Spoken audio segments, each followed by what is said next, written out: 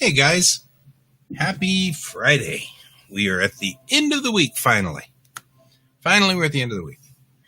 So, today we're going to have Raph on the show, but I've got to figure out how to get him on here, which is going to take some time because he just said, hey, kind of want to join you, but I want to go take a shower first. So I was like, well, guess that's him. So we're going to log into Twitch and we're going to go through verifying login live on air because we've got to do this verify login thing. That's nice. Sorry, guys. We'll figure this out here. We'll get this figured out. But sadly, or not sadly,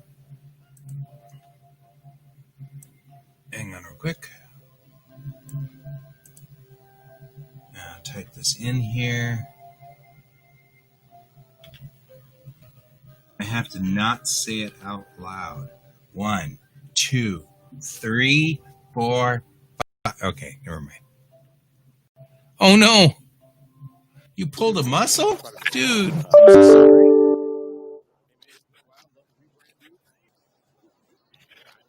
Oh, I see. Twitch just auto plays whatever's running. How do I stop it from auto playing? There we go. So you're in lots of pain because you pulled a muscle, my friend, huh? That sucks. That really sucks. I gotta close the internet. I gotta close my email. Gotta close everything down. Well, I'm hoping you are laying down while watching this show because it's really just going to be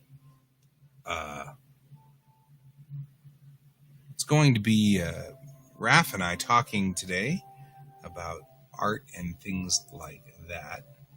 So I'm going to have to private message him and I have to figure. I've never used Twitch before. You know, isn't that weird though, how you're like, your arm won't work, but you pulled a back muscle? I don't know if, I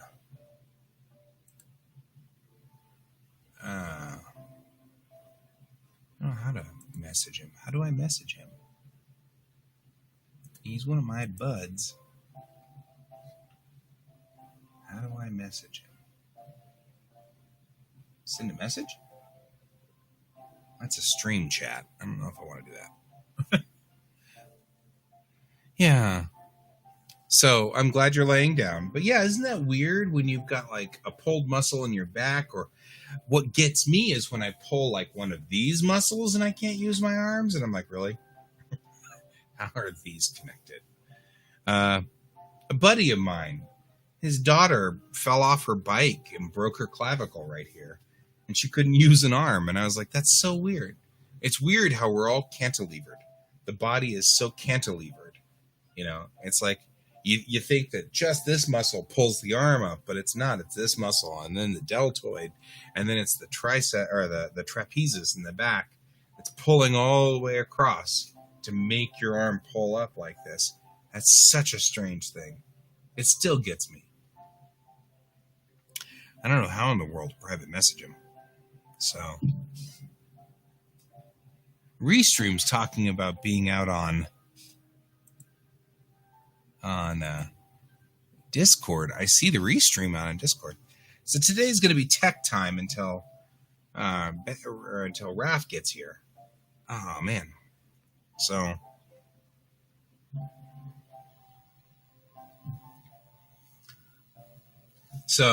Raph married a lovely lady.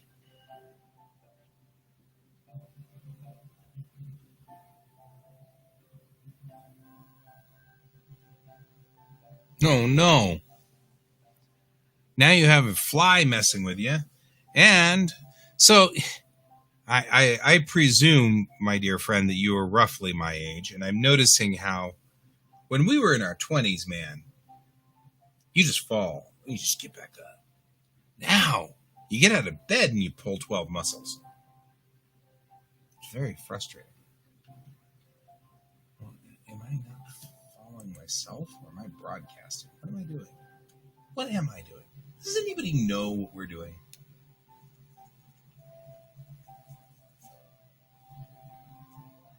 Maybe I don't know what I'm doing. I'm live. Oh, good. That's good.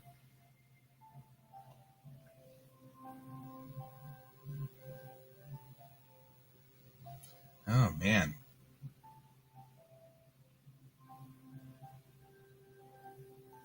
This is so wild. I'm like... I like how it says that I've only been... yeah, right? Getting old sucks. It's not for the weak. Moderation? No.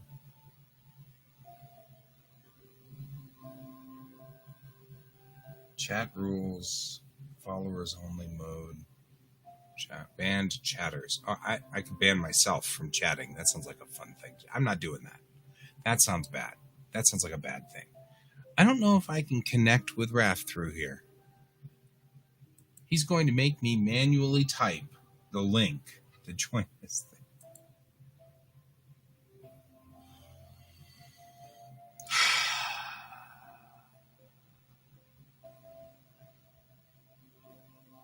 Oh, well.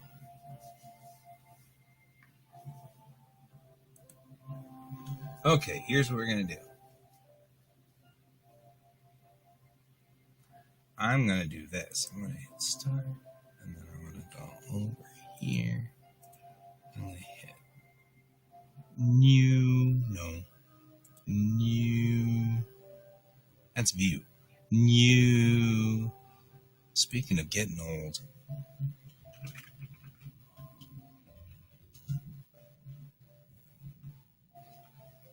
I'm going to do this.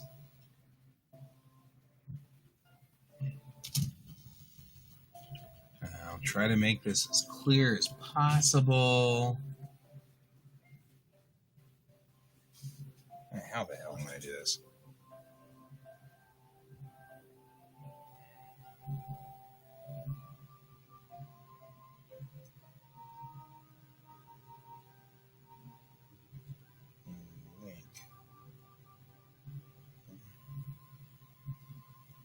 Man, not being on Facebook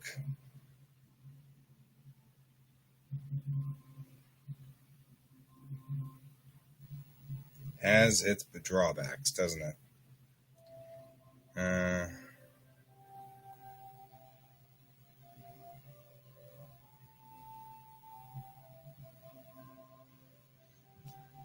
Yeah, because I don't know if I don't know.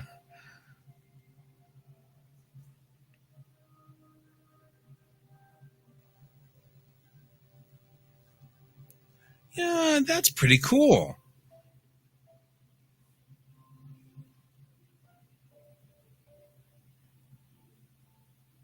That's good to hear, Donald. I mean, actually, I'm not kidding. I love John Denver.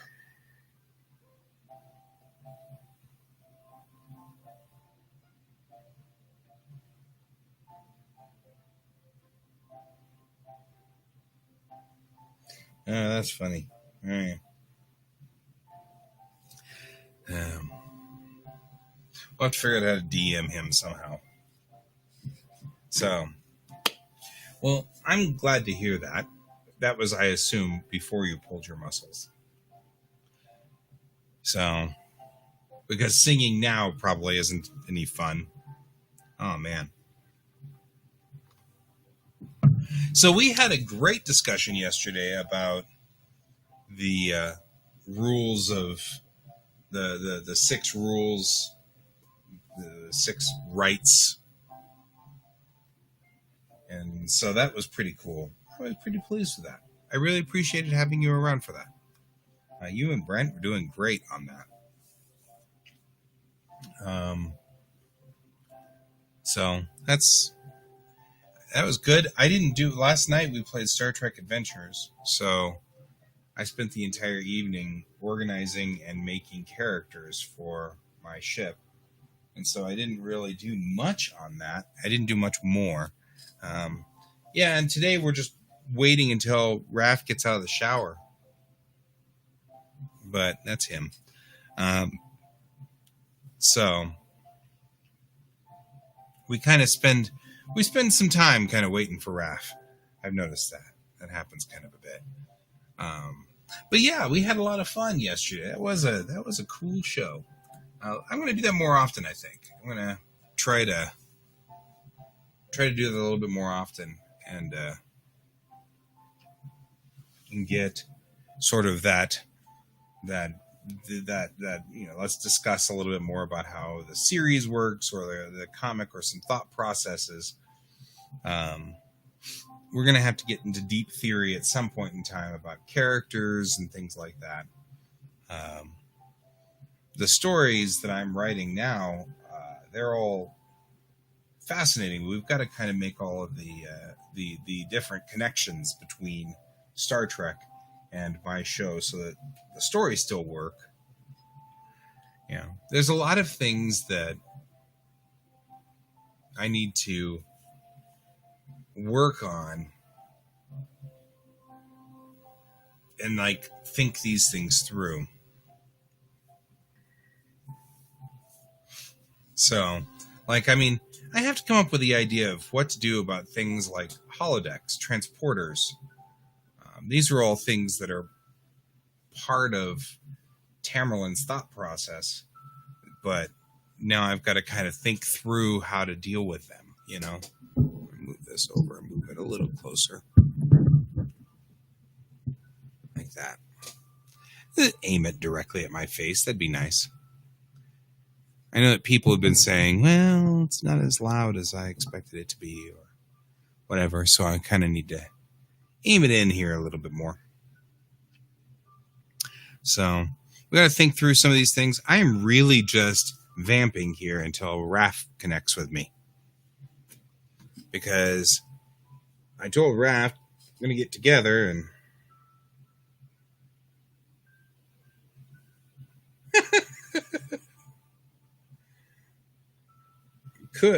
he's laughing. I could DM you,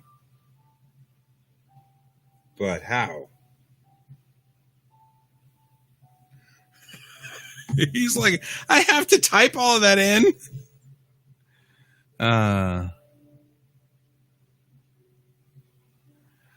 thought an ambassador from a culture that sent sentient robots just to cause problems with Unity. Right?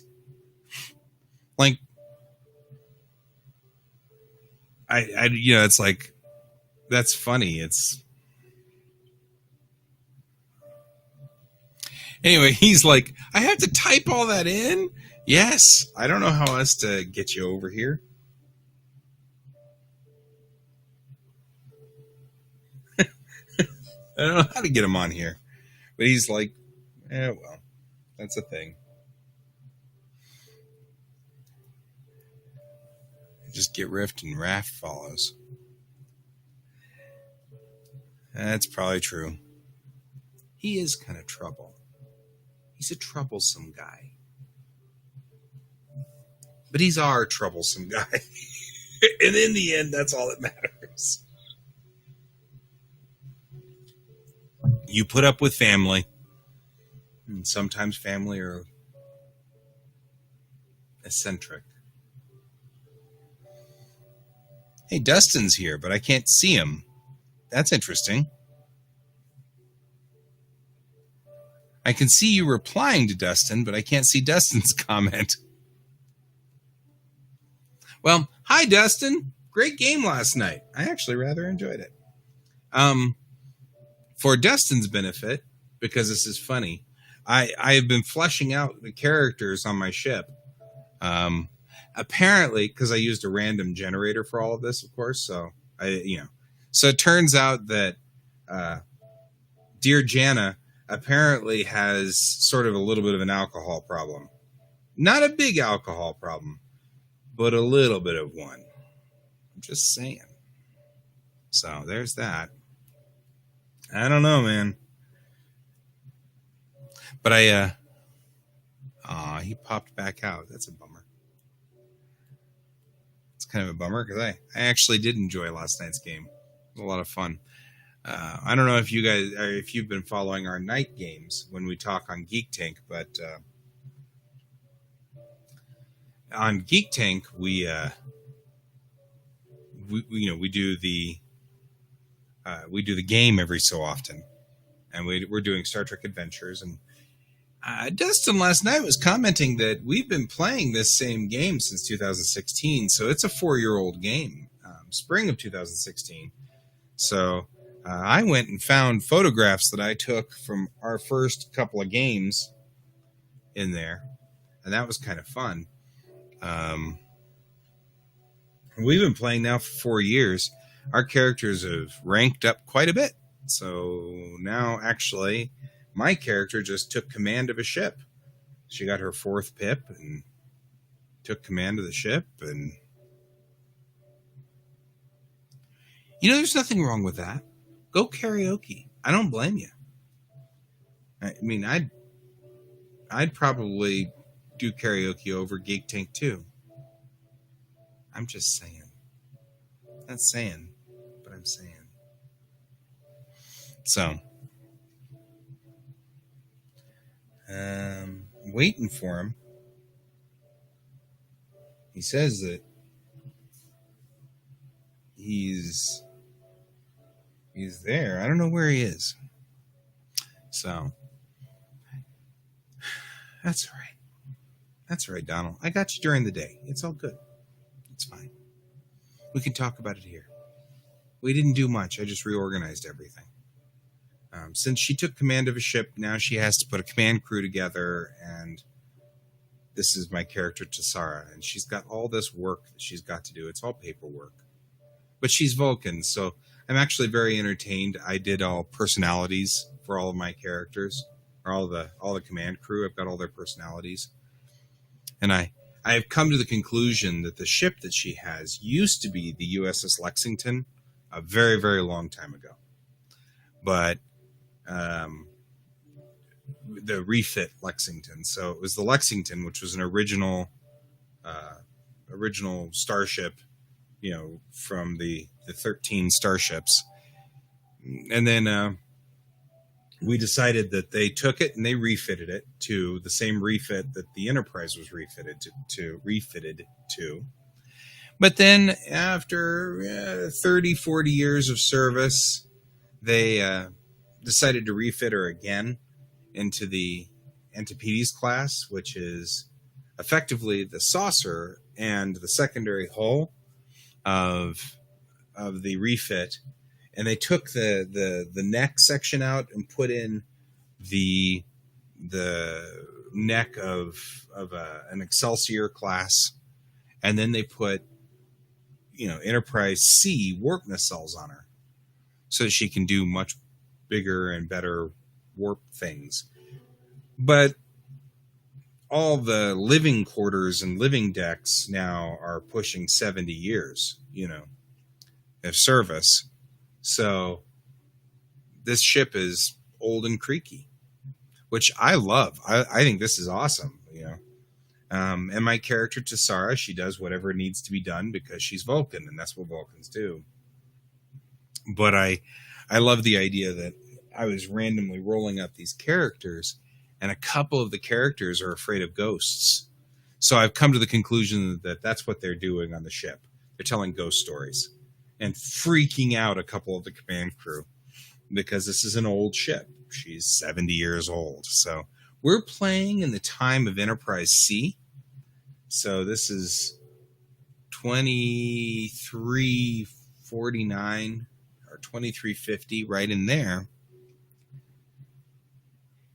I didn't like the fat bottom look to the Excelsior either. And the only part of this that they took from the Excelsior was the connecting neck between the saucer and the engineering hull. So that's it.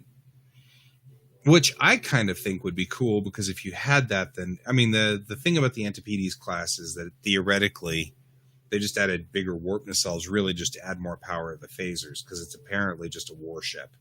It's a little fighter. It doesn't have very good sensors. It doesn't have very good awareness. It just has lots of guns. And so my character was, she was tactical. So she was the tactical officer. So when she got her own command, she chose the ship that was just full of guns. And that's what we do with the Antipodes class. So, yeah, I like the look of the Antipodes class. I mean, it's kind of interesting looking. It's got, these Enterprise C warp nacelles on it, and that's kind of cool. But yeah, I like the idea that the ship is old and creaky, and they think it's got ghosts. Certainly the folks who are telling ghost stories on board, I think that'd be funny. I think that'd be funny a lot. I also, when you randomly roll character personality traits, they come up with awesome things. My communications officer likes to bake. So, you've got all this stuff. I can just imagine now the next time that we have a staff meeting for all of the upper staff where all the captains get together with the Commodore, I can just totally see my character, a Vulcan, bringing in a bunch of cupcakes because she's been told to do so by her communications officer. The irony behind that is hysterical, and that cracks me up. So stories are the best part of these things, right? I mean, that's part of what makes Vulcans entertaining characters to play is making them uncomfortable, because Vulcans are super characters as far as characters go in role-playing games. So the whole idea here is to make them as uncomfortable as possible, because then it's funny. So now she has a command staff, and that's what has to go.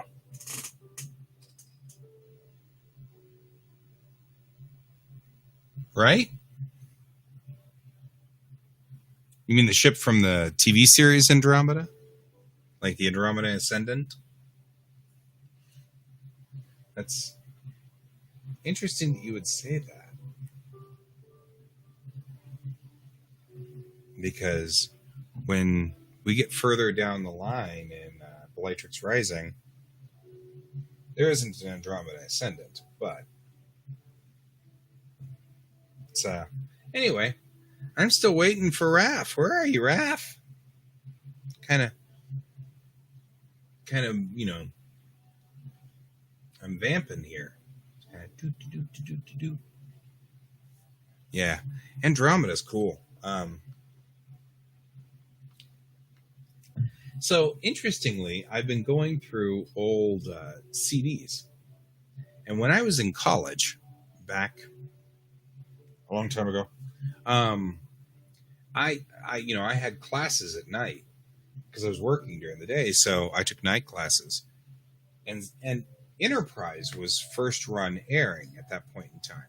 This is, when Enterprise was just airing and stuff. So I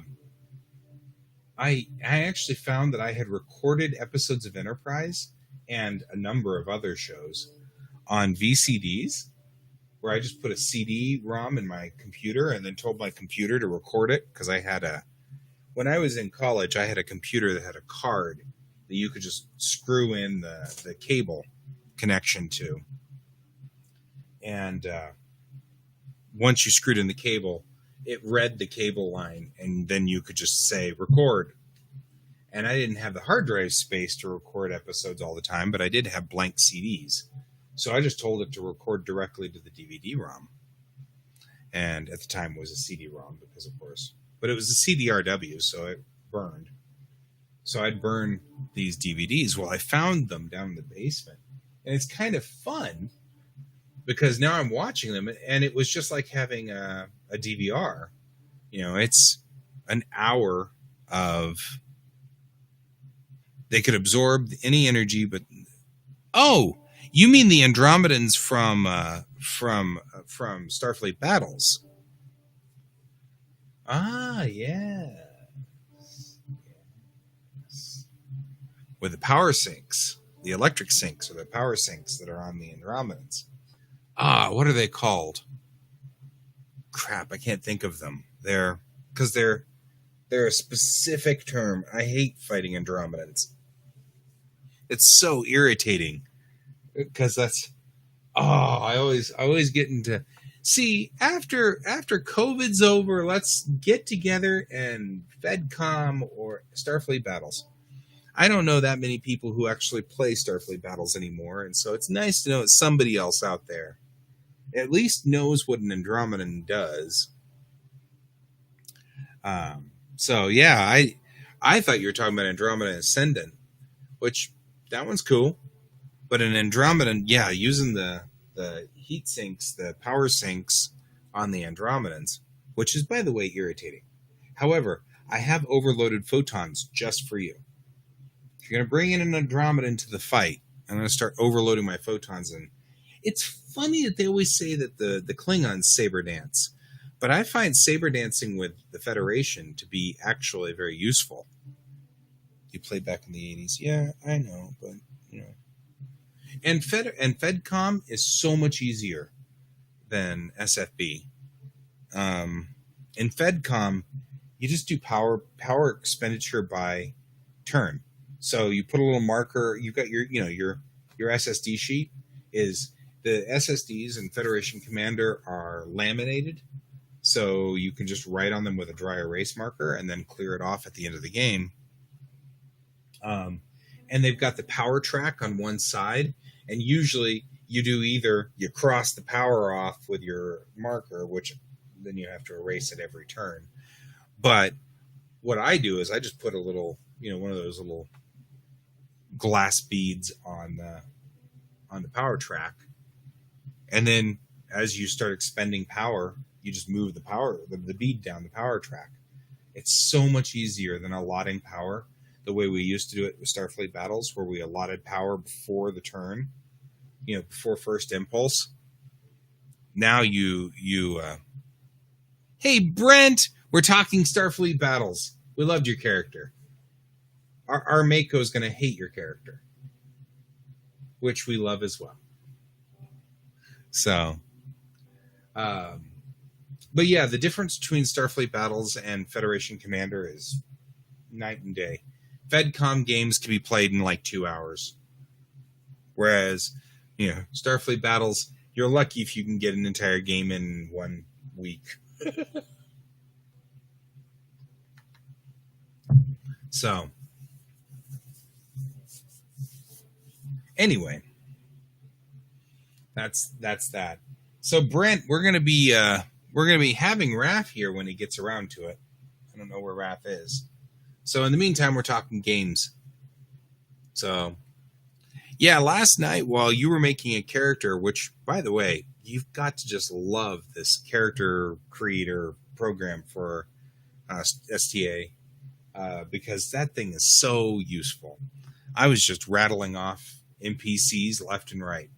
And then I was going over to a random personality generator and randomly generating the personalities too, which I was telling Donald has added some pretty funny stories to Sarah's universe now. So,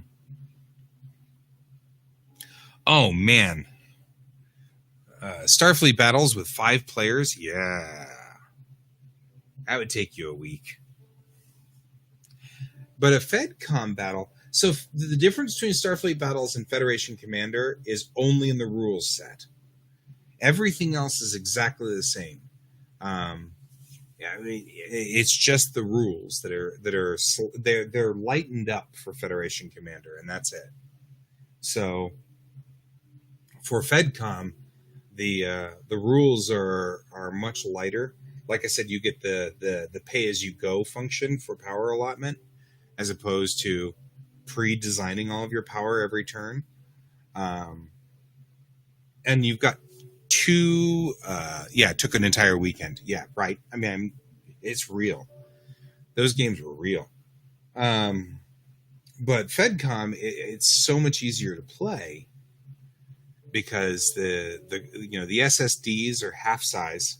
They're in color, which is nice because it's easy to find all your boxes. Whenever they hit a phaser, it's like Cardassian human. If you did a Cardassian human, it would have been hard to explain in that era because we're at this point the Cardassians are occupying Bajor and pretty much taking over that entire area. So the Cardassians and the Bajorans are kind of tied up at the moment. So it'd be hard to get any of them into the story. We'd have to build a lot of backstory to get them in.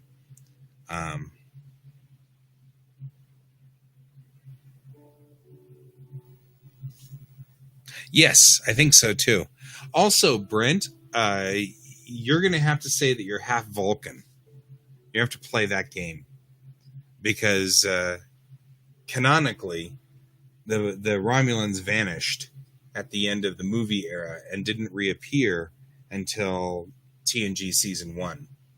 So there was an 80-year gap in there, Cardassian Klingons. So your character will pretend to be Vulcans so that people will accept that. And that'd be an interesting aspect to the character, I would think.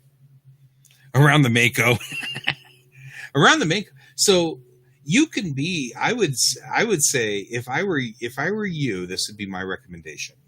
Play the character as half human, half Vulcan, and tell people you've been entertaining your human side more. Like you're a half human, half Vulcan, raised on a human colony. And that's why you get angry and mad and want to punch the Mako. Because he's grumpy to begin with. As a character, Thushless has always been sort of a grumpy character. But him and Tassara have clashed, as you know, many times because Tassara is the Starfleet officer and head of Starfleet security on there, and the Mako's a Marine. And so you've got your Navy security and your Marine trying to decide who's got priority on this beam down mission. So they already had a problem with that, which I think you could play that even more. You know what I mean? And that's true. We didn't discuss that. You kind of got dropped before we figured that one out. If you end up on my ship, it'd be funnier.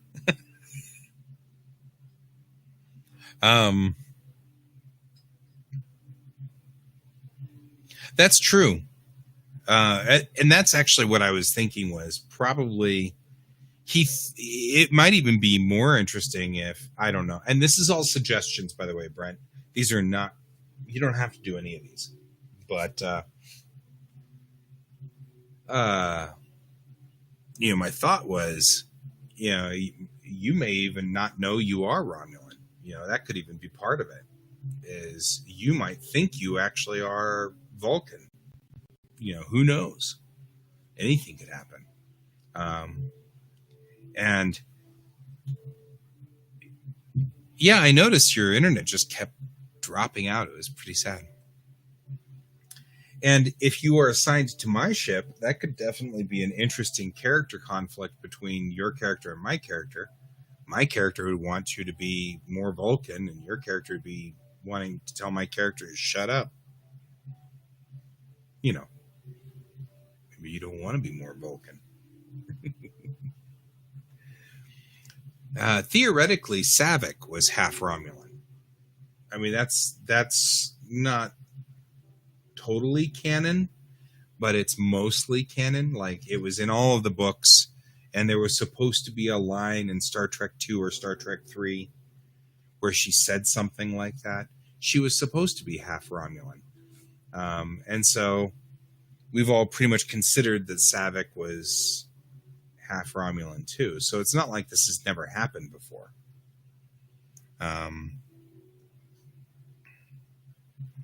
Yeah, be Spock from Star Trek and the Kelvin movies, where you just grumpy and mad and punch people. Punch Khan lots. I hated that part. I so hated that part. Where's Raph? Oh, Sybok. Yeah. Sybok and Spock. I wasn't fond of Sybok, really. Although it would be disorienting. But what an interesting exploration of the character and racism we could kind of do there. Because you'd have pointy ears and arched eyebrows, and everybody would be expecting you to be like totally logical and without emotion. And if you're doing a whole bunch of emotion and things like that. I like Cumberbatch. I didn't like the bait and switch on Khan. That didn't go over well. Not only that, Cumberbatch doesn't look Indian at all. I don't know how in the world they went from. I mean, at least Montalban was ethnic, you know. Sybok and Khan locked in a room together. That'd be funny. Ah, boy, where is you? I'm just sitting here chatting with folks. Online, waiting for you. All right. Hopefully he'll kind of spur himself into higher gear. So there's that. This weekend I'm going to be doing How About Across, the main female character from Lower Decks. Yeah, she's funny. She cracks me up. Khan's mindset. Ugh. What a brutal character. I think any Starfleet officer that has Khan's mindset, though, wouldn't last very long. I feel like. So. But yeah, I guess if you were, Brent, what kind of, did you do an operations character, a command character, or a science character? Red, blue, or yellow? Where were you on this?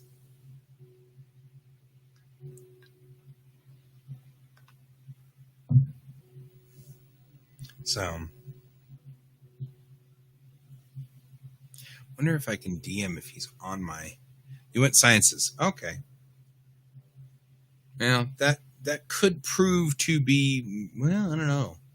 Being a science officer on my ship would be rough because we don't have a lot in the way of science. We have a lot more. Yeah, we've got an awful lot. We have a shortage of science officers. And there are some ships in our green. Luna wasn't green. Luna, you're blue as well. But we do have a shortage of people in blue uniforms. Luna's in blue, but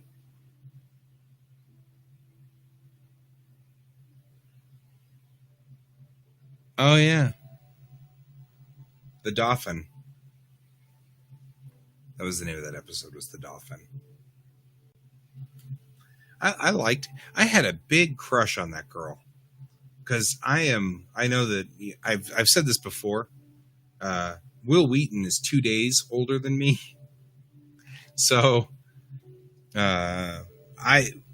when Next Gen came out, I was the same age as Wes. Literally the same age because his. Oh, I see. So I should have said purple. I get it now.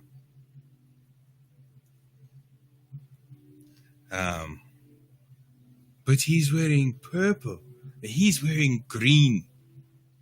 Purple. Green.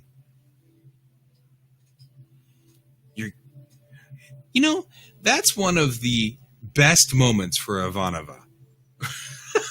She's like, wait a minute. You guys are killing each other because he's wearing purple and he's wearing green. Just the look on her face was like,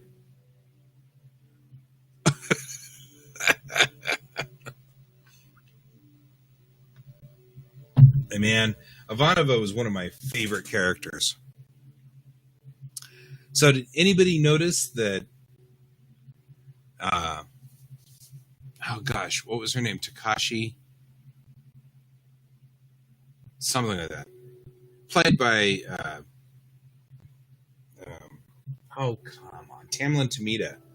Tamlin Tomita played the first officer for like 4 episodes, or maybe even just the pilot. I don't even think she made it past the pilot. And I liked her. Right, the mating scenes with new alien species. I really liked her. Did you notice that she showed up again in Picard as the Admiral? Another person I had a crush on as a kid. It's kind of sad, too, because clearly she's like sci-fi nut. She keeps taking sci-fi things. She was the girlfriend, the love interest in Karate Kid 2. And then she moved into sci-fi and stayed in sci-fi for a long time. And I'm kind of bummed I didn't see her more. You know what I mean? Because clearly she's a geeky sci-fi person like the rest of us. And so I kind of wish I'd, seen her through all the years and all the difference. But we had, I think that television wasn't quite in the right spot, in the right frame of mind in the 90s. Right? I've always loved Tamlin Tomita. She's one of my favorites. And I'm glad now she's Star Trek.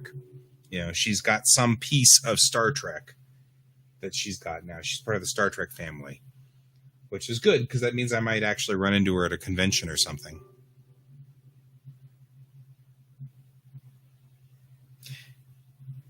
Yes. Claudia Christensen also is like so much fun to follow on Twitter. She has a wicked wit. I mean, she just sometimes can be so sharp, and it's beautiful. Where's Raph? And we're gonna spend half this show just chatting. The mating scene in TOS, the Vulcans. So it's interesting to think about the legacy of Star Trek, because of course we look at this sort of with all of the weight of everything that's happened in the last 50 years to science fiction. And that's true. There's nothing wrong with chatting. And you think about 50 years of science fiction, and it's not fair to TOS. You know what I mean? It's not fair. TOS is stuck in amber. It can't go anywhere. You can't get new episodes of the original series. You can't modify it. You can't change it. You just have the 79 episodes that were made. And they are what they are. And some of them are not good. And especially when you look now at the lens of it through with 50 years of history, where Babylon 5 said, ooh, we can do Amok Time, but we can do it better. You know what I mean? Then you judge Amok Time to that episode, and you're like, well, but Amok Time is not so good. Of course it's not. It was made 50 years ago. And even at the time when the B5 episode aired, it was still, at that point in time, 25 years old. So it's kind of a thing where you think about this, And it's fascinating to me, but also kind of unfair, you know. You look at season 1 and 2 of Next Gen and you're like, oh my God, people. But it was bridging. It was bridging from TOS, which was kind of campy, and then bridging into what would be third season of Star Trek TNG. And third season aged well. You know, 3rd through 7, still pretty solid, even now. Not beautiful, not perfect. You know, it is starting to show its age. But we're 25 years down from TNG now. And I've got to say that, you know, 25 years from TNG, it's aged well than 25 years from TOS. But even then, thinking back 25 years ago when I was watching TNG at the beginning of or with TOS in mind,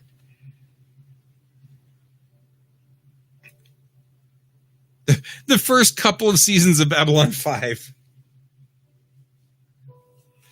The thing that really makes me mad or sad about B5 is that J. Michael Straczynski wanted to do 5 seasons of Babylon 5.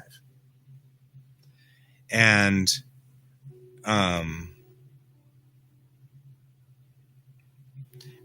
right, and that's what I'm addressing right now. They were canceled at the end of season 4. And they knew they were canceled, so they had run-up time. So they wrapped all of the circle, or all of the stories, they wrapped them at the end of season 4. They were wrapped up. And then that turned out to make it good. And so everybody was like, okay, how about have a season 5? Well, nobody's going to turn that down. I did too. Sinclair, the actor that played Sinclair, I really respect him. He was having mental issues and he was having problems, and he stepped down. And he stepped away from the part before it started affecting his performance. And I really respect that. But I've got to admit, I loved that character. I loved his voice. I loved what he was doing. I liked his acting style. I really, really liked Sinclair as a character. But Bruce Boxleitner, I mean, I've been a fan of his since Tron. So I was willing to accept that as well. It's kind of like, in a perfect world, I would have kept Tamlin Tomita as the first officer. I would have kept Sinclair. But Claudia Christensen and Bruce Boxleitner did such a good job that it's like, oh, in a perfect world, I'd want 2 different versions of Babylon 5. You know what I mean? You typed it all in. Okay. Where can I copy paste to a DM for you?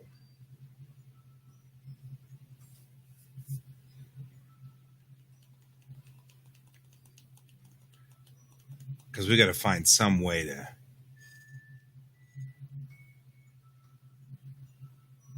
Yes, I feel like Sheridan was a great character, but he was softer than Sinclair. I felt like softer in certain places and like harder in others. Sinclair seemed to be more of a, hey, everything's weird and strange. We're good with that. Whereas Sheridan was like, everything's weird and strange. I'm not sure what to handle, how to do with that. You know what I mean? As far as the characters, which makes sense.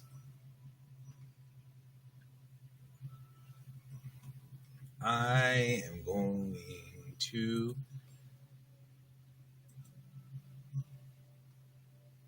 copy. Yeah, I guess I'm just going to have to email him. So hang on, guys. Back to spinning up the email.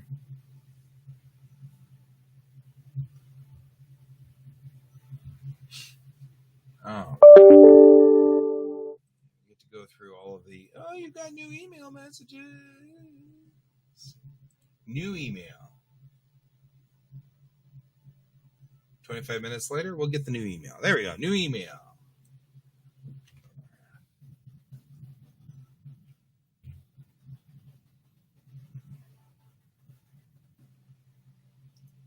Have I not messaged him before?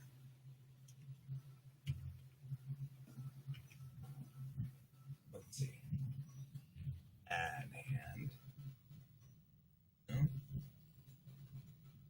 It's like it's forgotten everybody.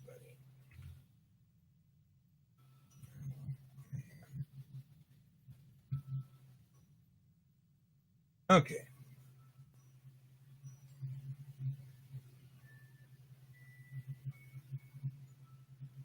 There we go.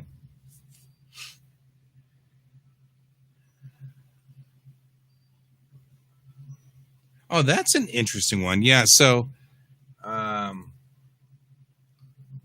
link to show. That's an interesting argument. I like both. I like the original and I like the new. And I like them for completely different reasons.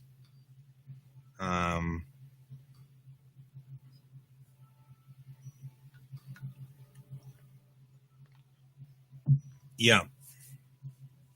So we're discussing the difference between Battlestar Galactica old and new on this one.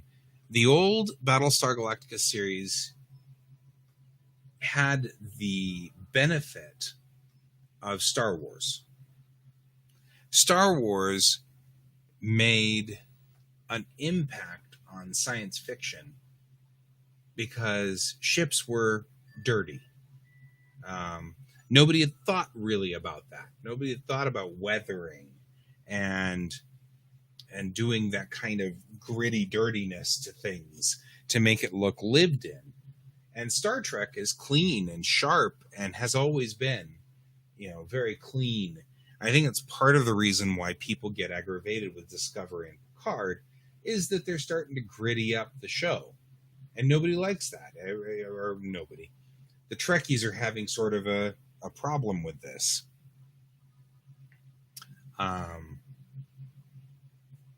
So, did he ever send me his email before?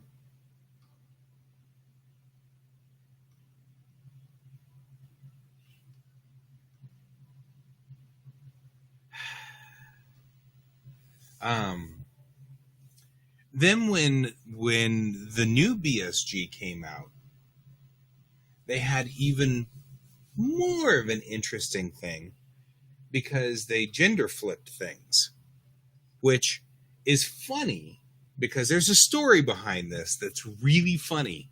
When I first started writing Tamerlane back in 2005, the premise was Star Trek: The Rest of the Federation, right? A buddy of mine, see you later, Luna. It's good having you on board. A buddy of mine used to say, why is it always the Enterprise? Why couldn't it be Star Trek: The Rest of the Federation? There's got to be other people out there, right? And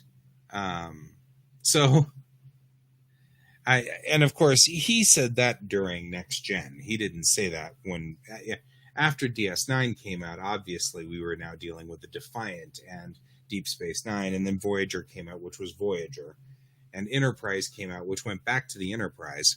But I remembered that conversation that I had had with him during Next Gen's world. And so that was the principle behind that started Tamerlane. I'm going to start some destroyer somewhere. It's not important. It was very much the concept behind Lower Decks. It's like, we are not the most important ship in Star Trek. And so that was the idea behind Tamerlane. And when I made the crew, my initial concept was I was just going to make new characters, but I'm going to gender flip TOS, right? And when I did, I had all women and one man. And it really was kind of strange. And I remember I was talking to my mom about this at that point in time. I said I was going to just gender flip them all. But it really looked awkward and strange to have all women and one man. And my mom said, "That's an interesting statement you're making about society, isn't it?" And I went, "It is." So I find it fascinating that when we talk about gender flipping Battlestar Galactica, in 1979, you couldn't really have female fighter pilots. That wasn't allowed. We wouldn't allow that at all. There weren't female pilots. I need your email. Go.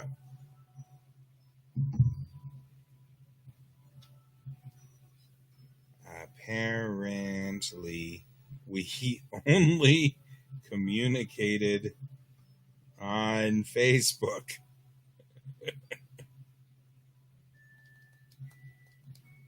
What a goofball. I love Raph. He needs to join this conversation. I'm sure he's got all kinds of stuff to say. So when the new Battlestar came out, I was fascinated by the idea of gender flipping Starbuck and gender flipping Boomer. Totally made sense because if you look at the original series, well, and Dune's got the same problem, right? We've got a lot of stories that are 99% of them are white males. And that doesn't represent like just our culture in general. And so I kind of get that. I kind of get that we've got to start gender flipping. If you're going to reboot things, we have to gender flip. If you're going to reboot them, we're going to have to swap out races and things like that, because Star Trek really was leading the pack. Which is why it's interesting that Star Trek gets to keep everybody in their right spot when they reboot Star Trek, the original series. They get to keep everybody where they were. And I think that says a lot more about where Star Trek's position is in the universe than it does. It says a lot also about where Battlestar Galactica was. I mean, that's my thought. Raph is still waiting.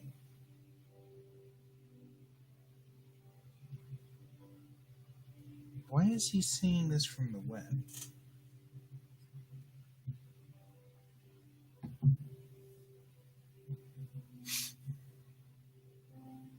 Yeah, so Dune's going to end up in the same problem.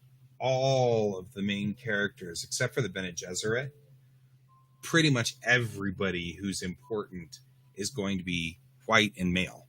And so in order for it to be accessible to our culture, we're going to have to make some diversity changes in there. Why is he waiting? Why is he not sending that? I'm calling him.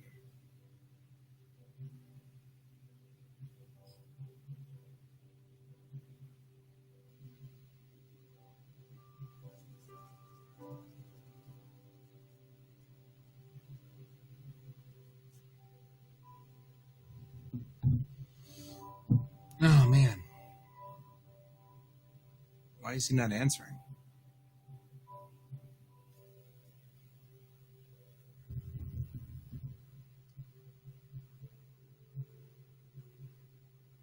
Yeah, the red.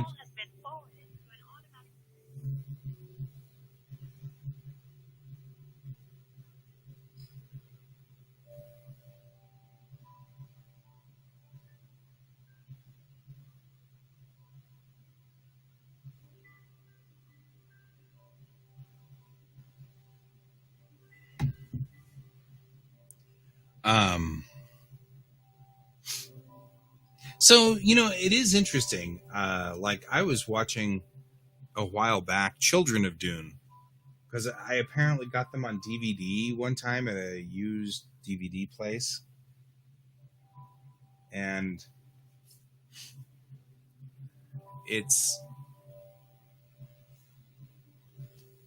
Anyway, I was watching it. I really liked that too.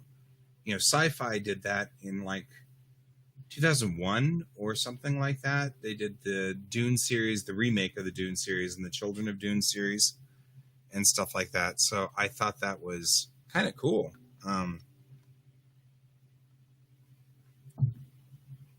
I did like both of those. They were good series. There. Well, if he can private message me there, why can't I private message him back?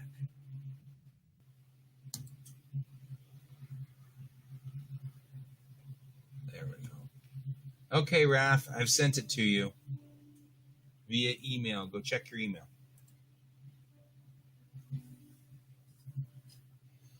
Right? I thought they did an excellent job of those. You have to get Raph on a raft or give him the cone of shame. Raph for the cone of shame. Poor Raph. Now I know why, though. His email doesn't actually say anything like Raph in it. So it's not like I could type in Raphael and it will come up. So, okay, now he should be joining us relatively soon here. So there we go. Let's see if he shows up. Still waiting for Raphael. Yep. I feel like when I watch like some of those older sci-fis, there's nothing wrong with them, but it makes a lot of sense. Let me make sure I gotta scroll down, or does it come up over here on the right? I think it comes up over here on the right.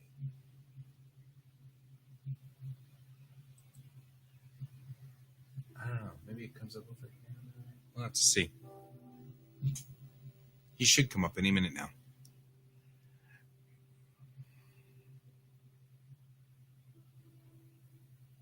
I thought they were gender switching Duncan, Idaho.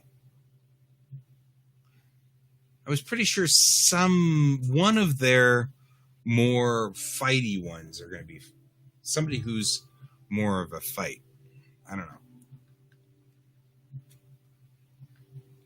know. To be fair, I've read a handful of updates, so you're probably actually better off than I am on this. So, is that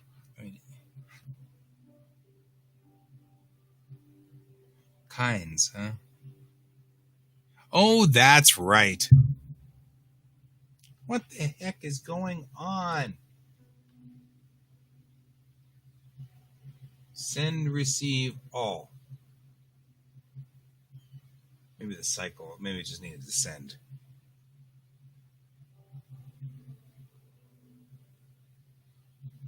There we go. Now try checking.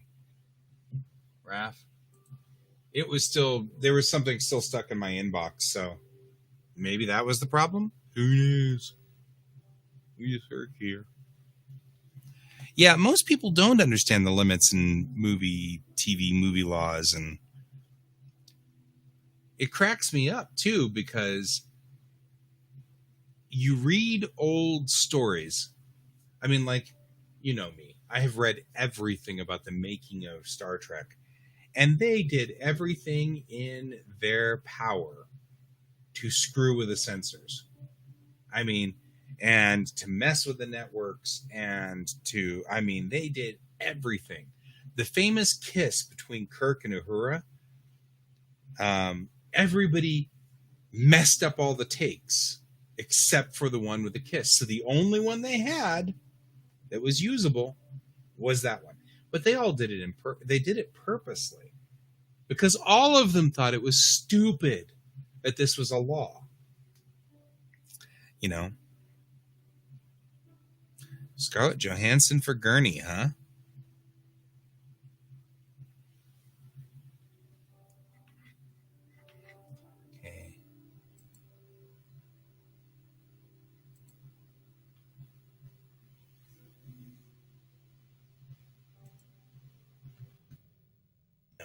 smell anymore. You know what, Raph? If you're not getting this invite here, try that.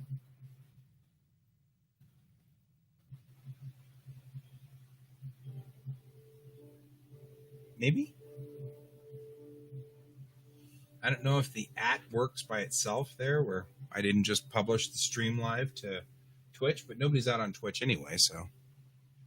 I mean, except for Brent, who's periodically out on Twitch, but I'm not worried about Brent, so he doesn't. No. So maybe that helps. Yes, purposely on accident. On accident. But I mean, you had all of these people who were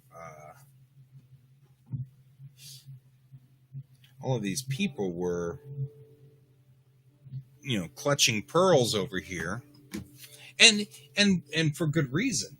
That episode was banned in like I think 50 stations in the South wouldn't show that episode until the early 80s.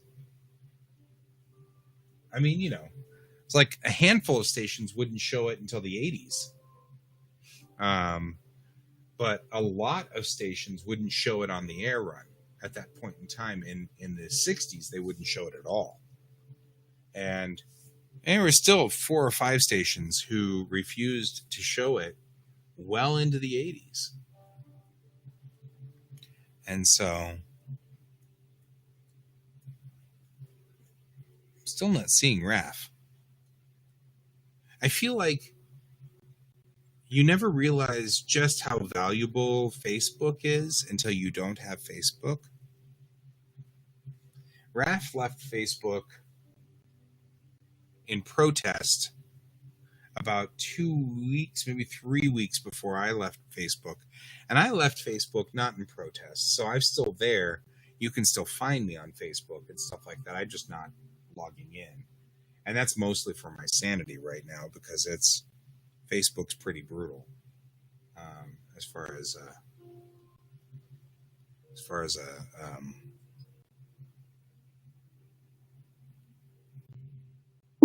yep. Aha!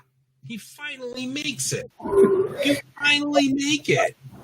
Yeah, I don't know what was going on. I didn't get any email or anything. But you did see finally in Twitch. What was that? You saw the one in Twitch finally, right? Yeah. Yeah. I was just saying, it's kind of hard to. It's hard to. You never realize how useful Facebook is until you don't have it, and then you're like, man, it's really hard to communicate between two people. Yeah. I was explaining. Hold on 1 second. Okay.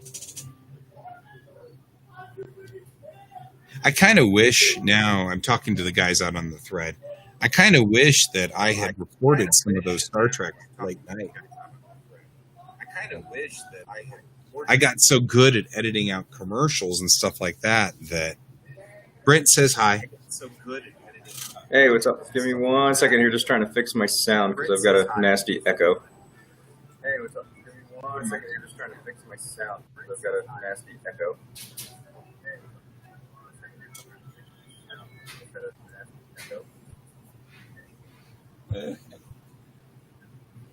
Can't help but put into your mom joke. It's because that both of us are not using headphones. That's part of the problem. Well, I got a wireless headset in my ear. Well, okay, so one of us is not using headphones. I won't name any names, but it's probably me.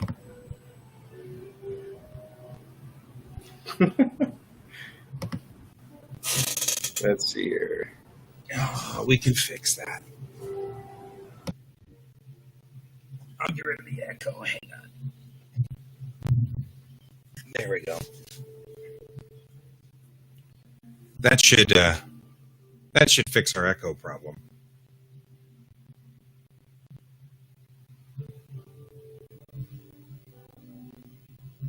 You there? Raph?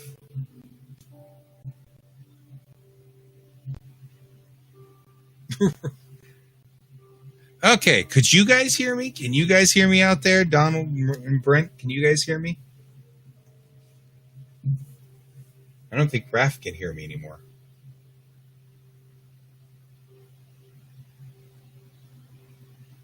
Can you hear me? Oh, okay. I think Raph turned off his, you turned off your sound.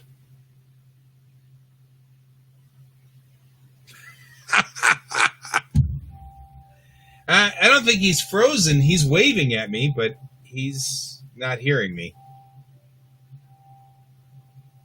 Okay, well, we can just keep talking about Star Trek. I know that's kind of fun. So he'll get back to us when he gets back to us, I guess. So anyway, so yeah, Donald, were you watching Star Trek here? Because Star Trek wasn't on Fox here. Oh, I lost him. He'll come back, I guess. Were you watching Star Trek here? Because I remember when I watched Star Trek, Channel 2 was not our Fox station. It became our WB station as time went on. Yeah, he's back. Okay, now can you hear me? I can hear you. Can you hear me? I can hear you. Sweet. All right. I think I left the other window open. That's why. Well, how are you going to get fresh air if you don't leave your window open? I'm easily entertained. Yeah, you are. Yes. Too easy sometimes. Okay, good. Now we can hear everybody. Cool. So who's all on? Okay. We've got Brent and Donald so far. We had Luna for a while. She left. We've been sitting here talking about the ins and outs of old sci-fi. Oh, jeez. So, we've been talking. We started with Babylon 5. We moved through Battlestar Galactica. And now we're on to... Babylon 5 was on Fox. That's right. But no, as far as I remember, Channel 2 had the rights to everything as far as Star Trek. So we're still in sort of the tail end of this discussion. So we've been kind of chatting. We were talking about the gender flipping and stuff like that for BSG between the old and the new series. And, of course, part of this was in 1979 or 78, thereabouts, you couldn't have female fighter pilots. So, it only made sense that they'd have to, at some point in time, gender flip our fighter pilots, because you'd think that at some point we'd get to the point where it'd be 50-50. But, that's a thing. Yeah, I didn't really... I didn't watch the original show when it first came out, so I caught part of it because my mom used to watch it, and then I caught the remake, which was just awesome. Yeah. And I did not care for Starbuck's character in the remake. It wasn't the gender flip or anything. It's just she was such a selfish ass.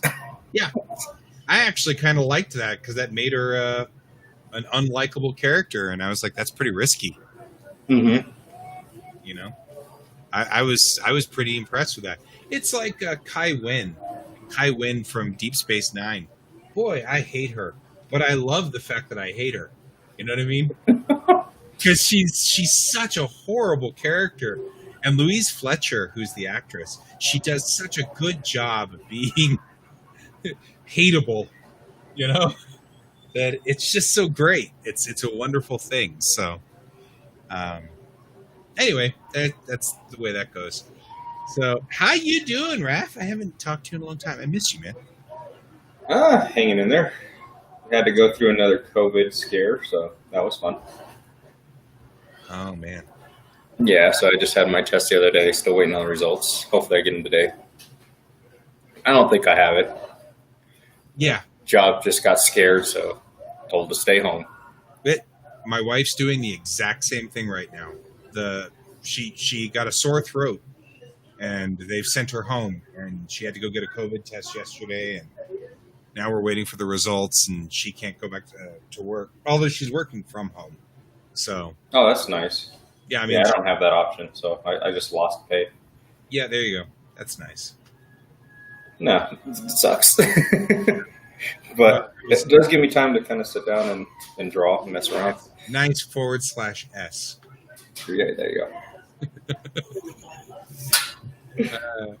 We got to speak in internet speak. So what did I miss? I came in on something about I left Facebook in protest. Yeah, I was just explaining that you had left Facebook in protest about 2.5 weeks before I left Facebook. Oh, yeah. I'm still using Messenger, though. So, you can still hit me up on Messenger, but... Yeah, I finally got rid of that one.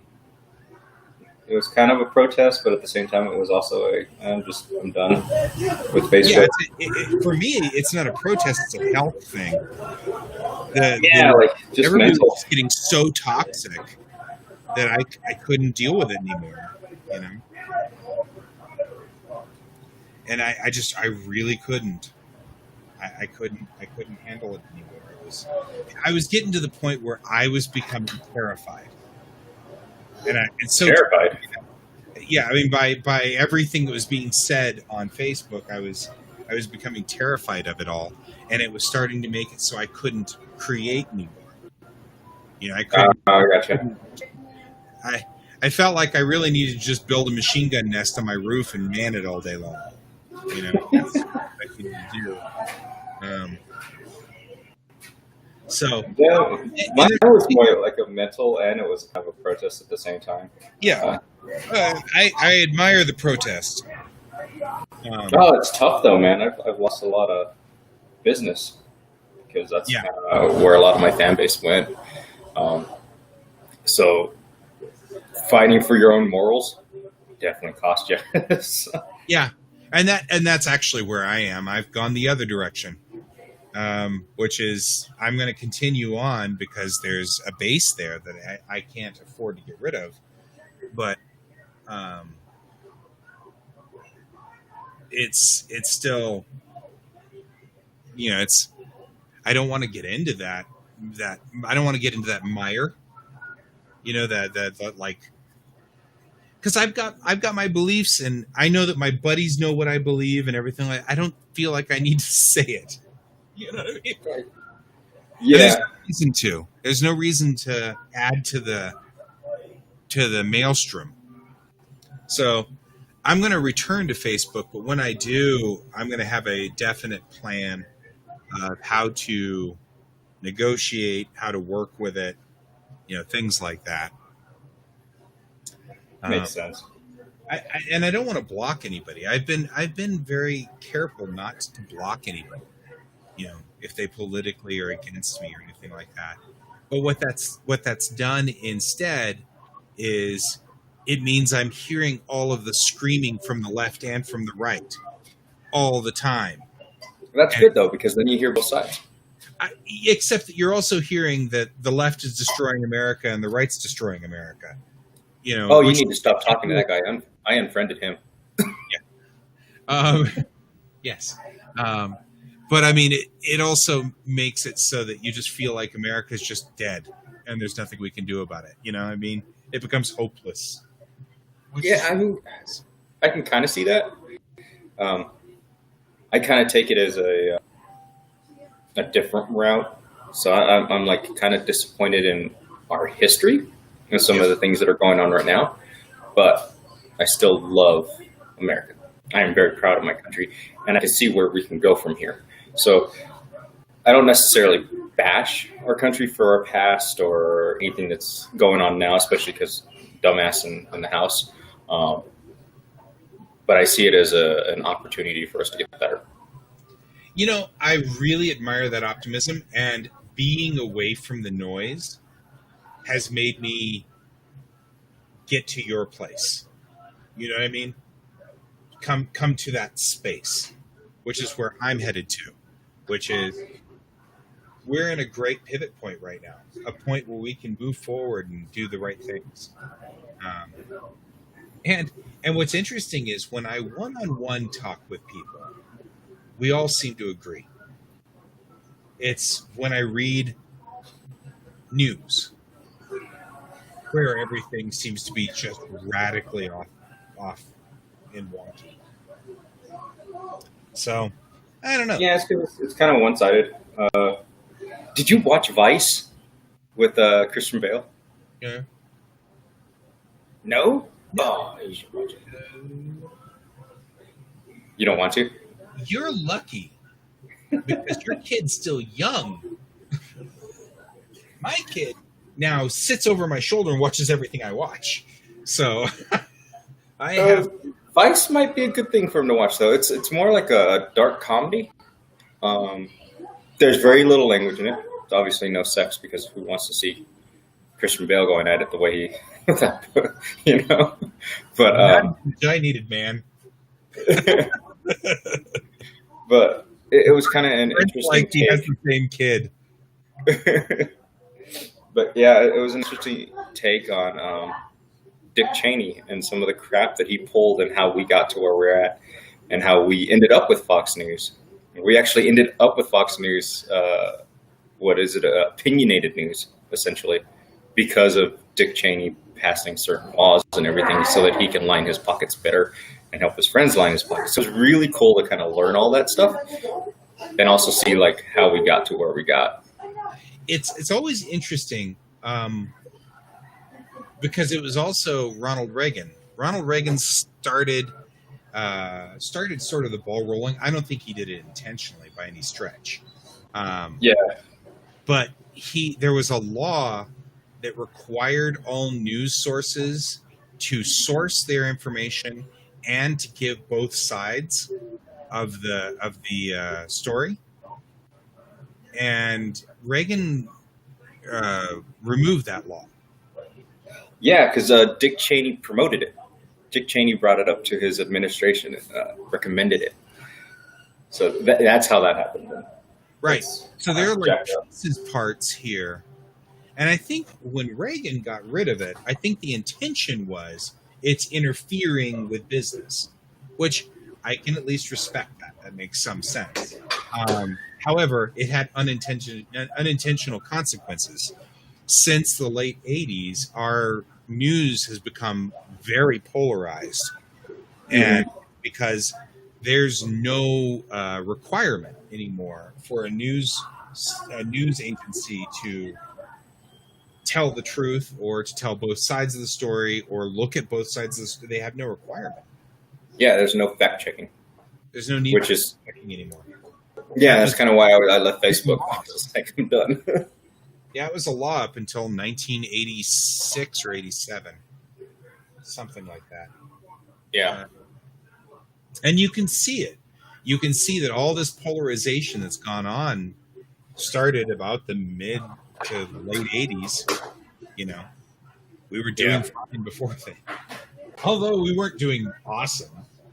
I don't know if we were doing perfect, but yeah, it's sort of a thing.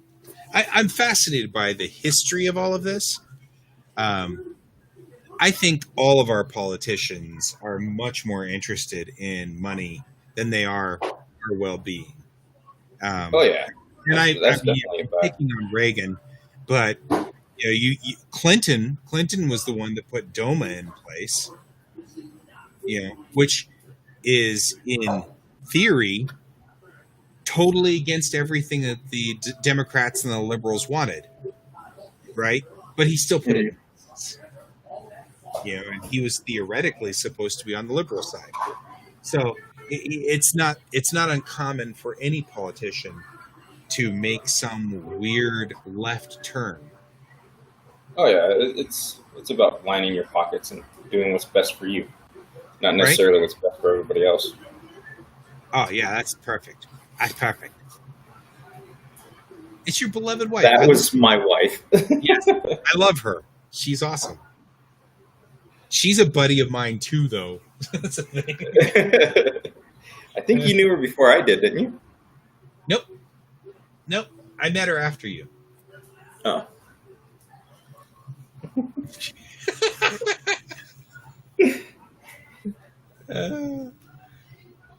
So Yeah. you just keep it. Just keep it. My kid, we have one of those really huge Lego base plates. You know, the Uh-huh. really big ones, not the normal sized ones, but like the double sized one. And at one point in time, I was borrowing it for something, and so then he wanted it back, and that was fine, so he could have it back. But then he keeps bringing it back in here, and it's like, you don't have to bring it back. I don't have any more jobs for it. You can keep it. It's yours. And so he keeps bringing it back, and I'm like, just keep it. I think it's an excuse just to see you. Yeah, he's a moderate. Or Donald's saying that he remembers the Cold War's commercials that had to tell the truth. And that law, there are two laws that are in place for that one. One of those stayed, and that is truth in advertising. The truth in advertising laws are still in place, which is one of the reasons why it's like, here's Snurgle-Blapalopaline. Snurgle-Blapalopaline might cause, death, or you to die 100 times, or, kill you and every one of your family members. My favorites are the Christians that to last fight, more than 4 hours, yeah. They My have to favorites are the ones that are let's fight your depression with this antidepressant, which may cause depression, suicidal thoughts. I was like, oh my god. You're like, why am I taking that? The cure cell works. It's like, yikes. Like, I'm trying to get rid of that stuff, man. Yeah. Yeah, I don't think there's any secret there, man. What was that? Donald says that my kid secretly wants to play Legos. I'm like, that's not a secret. Yeah. That's pretty Oh, straight hey, up. yeah. I saw that comic come up. That's cool. Yeah. Yeah, oh yeah, I've got a lot of great control here. I Nice. actually changed my background so that it's watermarked now. FC287 is the registry number of the Kittiwake, which is my Nice. ship. Yeah, I see it. It all looks really cool, man. You've come a long way. That's awesome. I'm really pleased with how well Restream does this now. Restream's really great, and it allows me to interface with Facebook without having to interface with Facebook. Oh, so you still streaming to Facebook? Yeah, still streaming to Nice. Facebook and everything. I mean, these guys are on Facebook right now, so they're talking. That's cool. Yeah, Donald, I actually liked Reagan during the time that he was in play.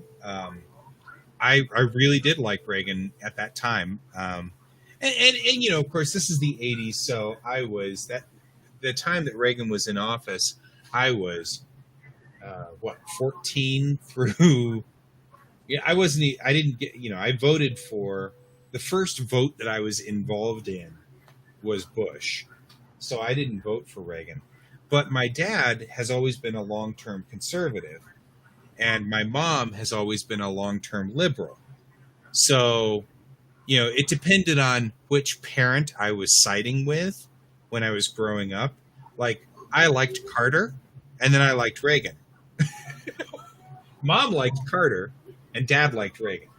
And that was like the way that all went down. So it depended on who I was, feeling like being at the time. So, but I liked Reagan because he was an actor, and he did a good job every time he got on television. He was charismatic and fluffy, and I was 14 years old. What did I know what he was doing as far as policy went? And since Mom and Dad were politically separate, they didn't argue about politics. They had already decided that wasn't allowed.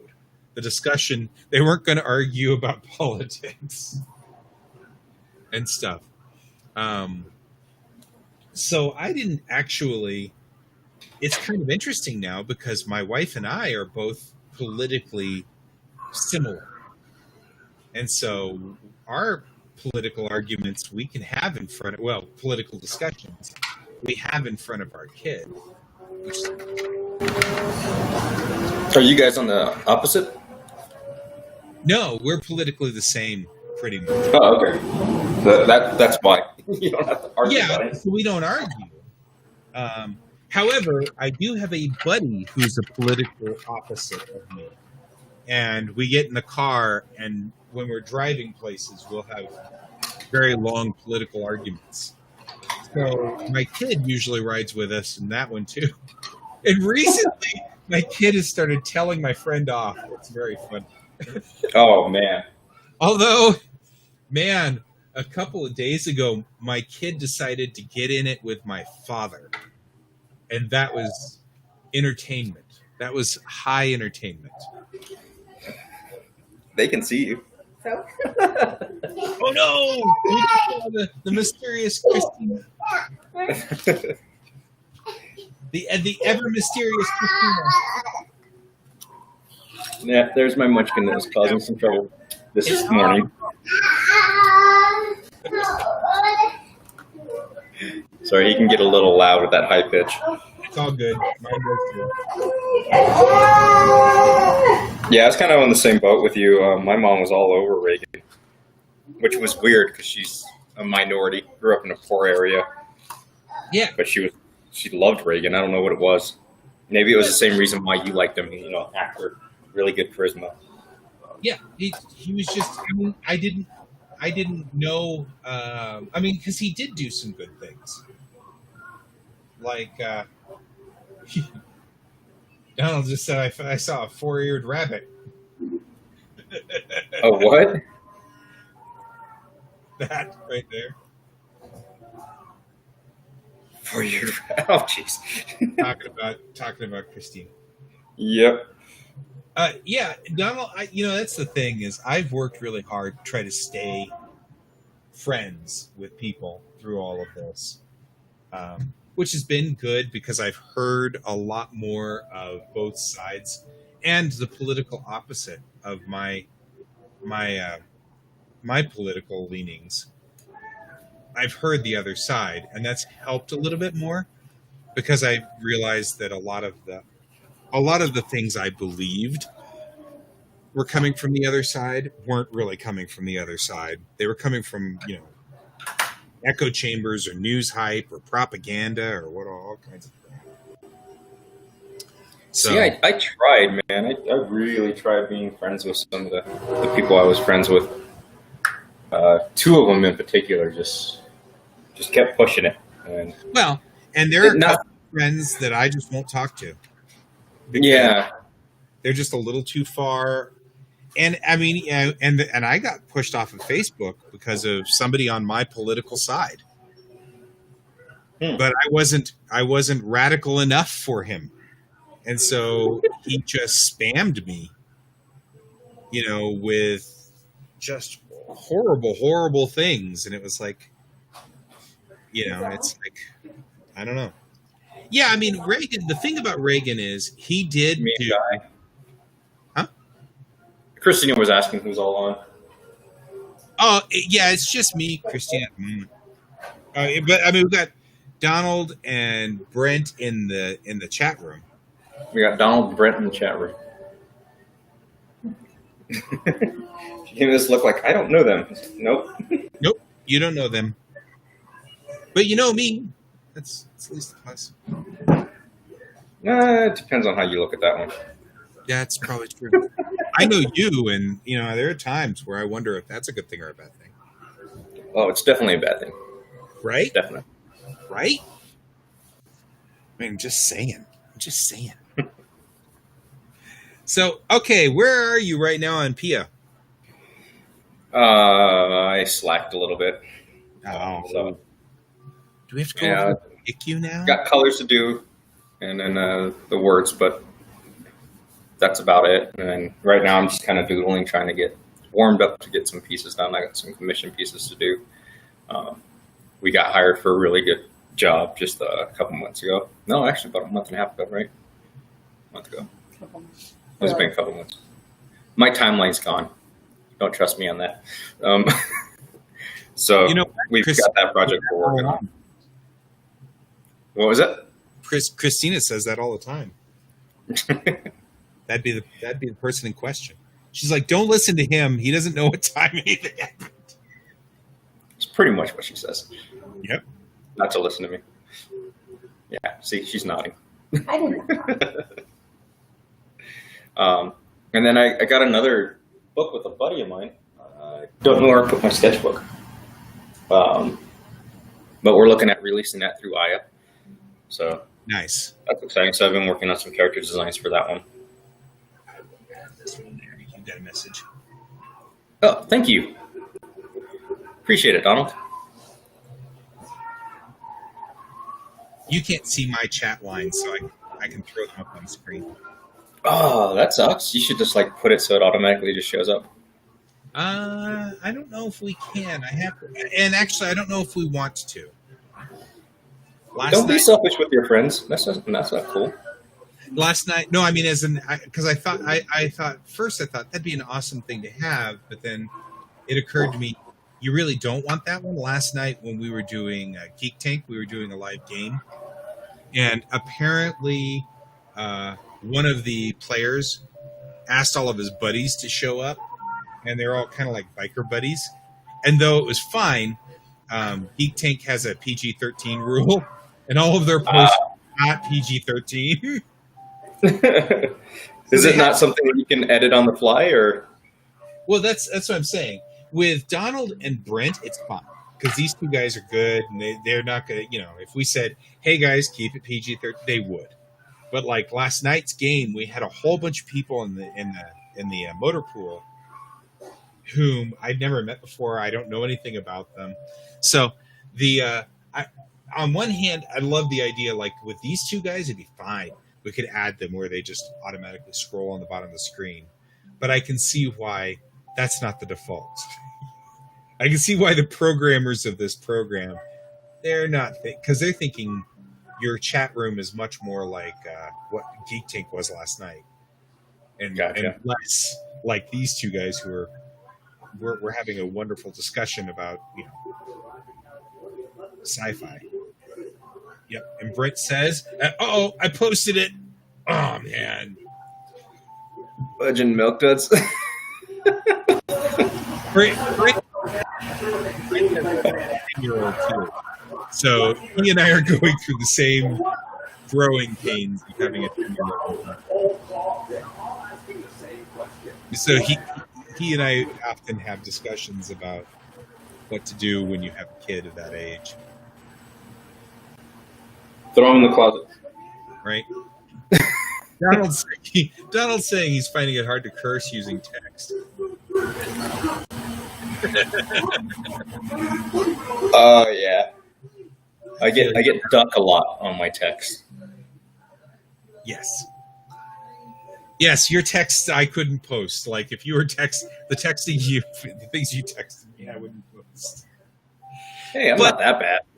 For my show here, I don't edit as much as we do for Geek Tank. For Geek Tank, there was a mission statement right off the bat when we started it.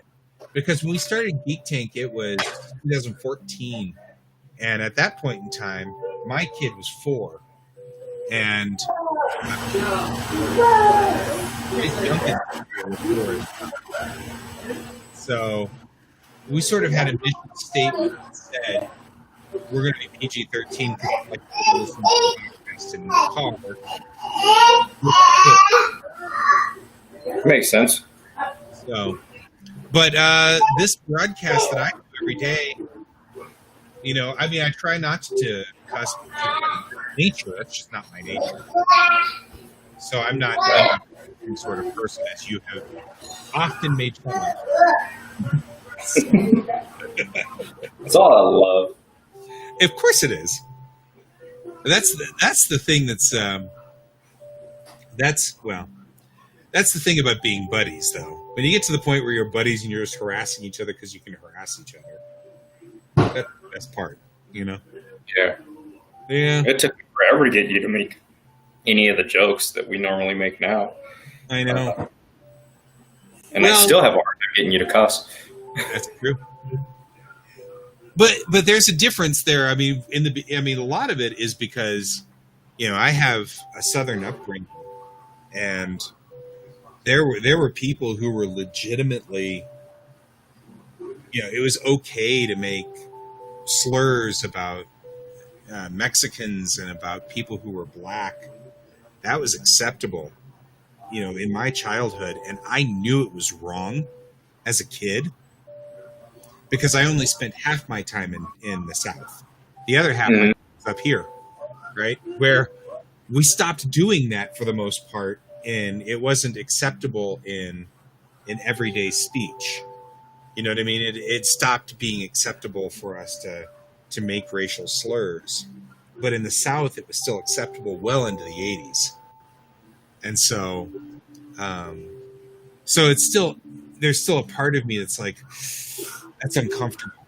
You know what I mean? It's like, I can't watch Blazing Saddles. I just Oh, can't. I love Blazing Saddles. Yeah, but I can't handle it. It's just too much. Yeah, it brings back those memories. Yeah, I remember when I was a little kid, like I was like 6 or 7. We were my grandfather and I had gone to this place, and it was way out in the boonies. And there was a black guy and a white guy, and they were both very old. So this was the 70s, and they were old. They were in their 70s, both of them. No, so they went through some stuff. Yeah, I mean, you know, so they were both easily born in the 1900s, maybe even the late 1800s. And the white guy, just the tone he used with the black guy, and I remember the look in the black guy's face. You know, it was kind of like resignation and just acceptance that this was his lot in life. And it was just so heartbreaking as like a 6-year-old, 7-year-old kid, you know? And that's, Yeah. I can still see his face in my mind. I can still see that, you know? Yeah, I kind of know that feel. That's kind of Well, how I grew up. I was going to say, you lived it, you know? As opposed to me, I didn't live it. I just saw it. And Yeah. I remember that, and it hurt. It hurt so bad. So it was like, because I didn't, you know, it's like, what? Oh, you're talking about thugs. Thug speech. Yeah, no thug speech. But yeah, I mean, that's why Blazing Saddles, there's too many of those lines. You know what I mean? Just too many of moments like that. Now, I know that it was written by Mel Brooks and the star of Blazing Saddles, and I don't know his name. I know it was written by both of them, but still, it's hard. Yeah. I just like kind of how it puts it on its head, you know, and it's just like, hey, this is what's going on. This isn't cool.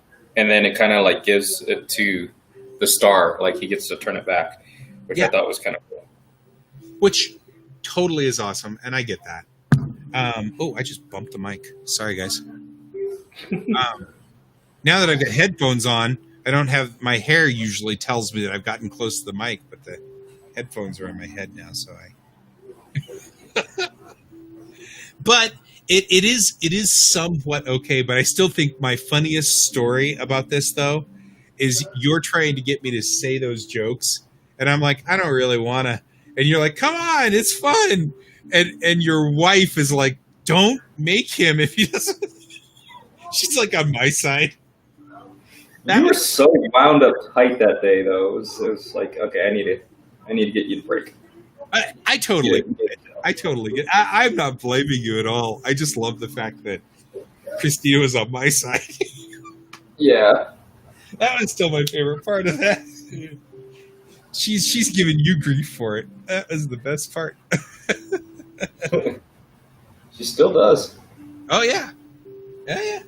I know that there is just as much a chance she'll take my side in between the two of us as she'll take yours. That's because I can be a tool. I know. It's just funny. Okay, so I've managed to keep Photoshop running for almost 24 hours. I'm not That's sure. impressive. So I had a problem develop the last part of last week. This is me changing the subject. Uh, Photoshop's Creative Cloud door guard, whatever you want to call it, the Creative Cloud login crap broke. And it said, oh, it's damaged. It needs to be reinstalled. Click here to reinstall. So I reinstalled it. And then, and before it did, it made me type in my name and my password into Photoshop. And as soon as it broke, it closed Photoshop. So whatever I was working on, it allowed me to save it. That was nice. It allowed me to save it, but then it closed it. You had no option. Your option was yes to save or no to save. But either way, it was going to close. So I started working with Clip Studio Paint because I couldn't, for my daily broadcasts. And I watched YouTube video. Have you ever used the vector tools? Dude, that tool is awesome. Right? It is so cool. What did I know? I was using raster layers. And all of a sudden I watched this video and it's like, nah, you got to use vector layers. I'm like, I look back at learning Illustrator 100 million years ago. And I can't, the problem I have with Illustrator is what you're doing right now is the way I draw, right? An Illustrator isn't that way. You click this, and make a line, and you click that, and you make another line. Yeah. You can't do it like that. I have to draw the way you're drawing right now. I love the fact, by the way, that you're using a brush or inkwell. A little nib. Yeah, inkwell. That's so cute. That's so metal, dude. It kind of is, actually. But I want to learn to do brush. That's what I want to do. Ink with brush. It's fun. I'm still learning though from it. So. And you've got black hands when you're done. I know how that goes. Yeah. Every time I did ink, I ended up with black all along here.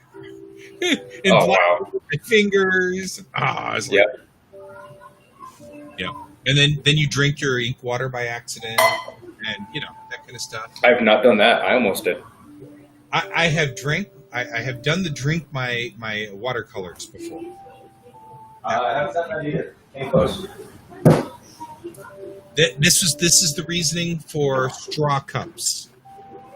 And actually, I'm not kidding. This is why I do straw cups all the time now. Is because otherwise I drink my watercolor water and regret life in a big hurry. Now I'm looking at his curtains. Yeah, I stepped away, but I can still hear you. I got a wireless headphone. Oh, so no making snarky comments about you? No, it's not here. Out of it, man. But if you want to draw a picture. Well, I mean, truth of the matter is, you not being on screen isn't going to stop me from making snarky comments. Yeah, I know you. Oh, man. But yeah, so long story short, I watched a YouTube video on how to use the vector tools, and I'm sitting there going, oh, you mean I can draw with a vector line? Because that's amazing to me. Because that's the game changer. I can now work in vector completely. I don't have to worry about it now. You know what I mean? Yeah. Because that was my biggest problem with vector tools, was that they all had to be done in sort of a computer map mentality, and I couldn't make my brain make that mentality. So now that I can draw with vector tools, man, this is totally a game changer for me. Yeah, the vector tools are friggin' sweet. You can't change or you can't fill a box. Yeah, I've noticed that. You can't fill with it, which is a weird glitch. I mean, I guess you can convert it. So duplicate the layer and then convert it. But that won't, even then though, you convert it to raster and then fill. You just have to be done. You have to be done with your inking before you go to flatting. And that's all. Oh, Donald's saying you could be doing an Irish river dance off screen and we would never know. I don't know if he's still listening. I think you're too far away now, Raph. Because I can kind of hear you, but I have no idea what you're saying. So.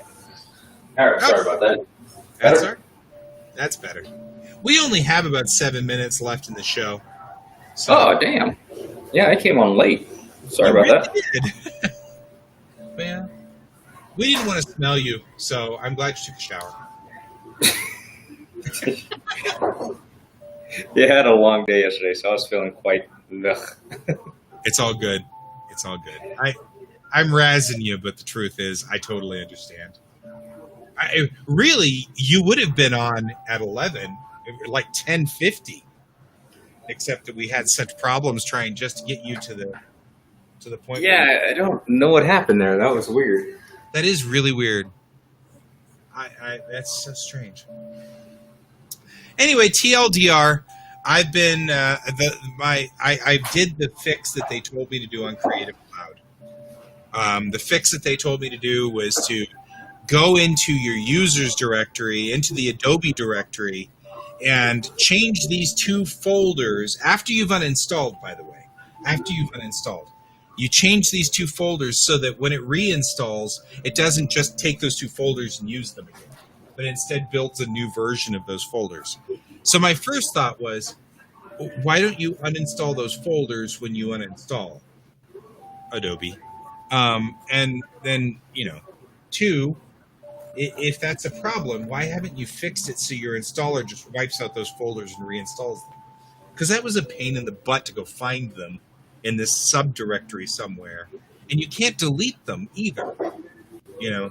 It's like, yeah, Donald's saying you should watch later to see how we were haranguing you while you weren't here. I kind of got part of it as I was trying to sign in and everything. Yeah. Because, It's okay, I'll get Guy back later. Yeah, it's true. It is so true.